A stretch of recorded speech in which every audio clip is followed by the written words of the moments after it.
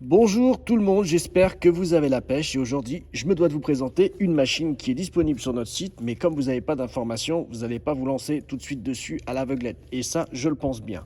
Alors je vais vous expliquer une machine qui est sur notre site, vous voyez son nom là, d'accord, c'est la cousine de l'élément qui marche très bien, dont je vous ai fait la vidéo, donc une machine toujours Made in Russie, ça doit être marqué là, hop, là en bas, voilà.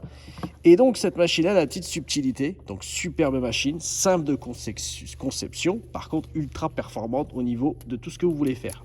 Il y aura juste une petite subtilité que je dois vous expliquer, c'est que c'est une machine qui n'a pas un réglage compliqué à faire, c'est vous pouvez la passer de liner à shader facilement en changeant juste une petite chose. Vous dévissez le manchon, comme ça je vous l'ai déjà montré plein de fois, vous avez juste à tourner le manchon sur lui-même, tac.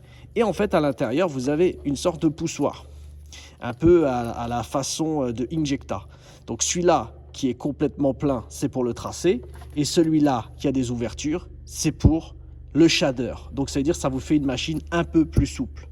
Tac, vous la rentrez dedans. Vous remettez votre manchon dessus. Donc ça, c'est super facile. Le filetage, il est super bien fait. Il n'y a pas de problème. Ça marche hyper bien. Et une fois que vous avez remonté votre manchon, tac, vous mettez votre cartouche dedans. Ça, c'est à la façon d'un pen. Vous êtes tranquille, voilà, au niveau du serrage. Et après, les voltages, attention, même pour le lining, ils sont hyper soft. Les moteurs, c'est comme l'élément. C'est des méga moteurs qui tournent à vitesse basse et qui cartonnent. Donc là, voilà, 7 volts. Et ça trace déjà à 7 volts, hein, pour tout vous dire. 8 volts, on va déjà hyper vite. Le moteur, il a beaucoup de puissance sur cette machine-là.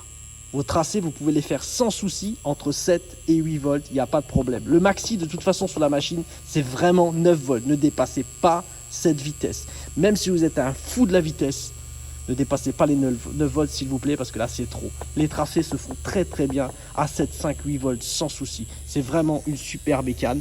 Dommage que je n'ai pas un support sur lequel frapper. Je vais reprendre le même que hier. Derrière, on sent quand on met sa machine dessus, qu'il y a une vraie force de frappe.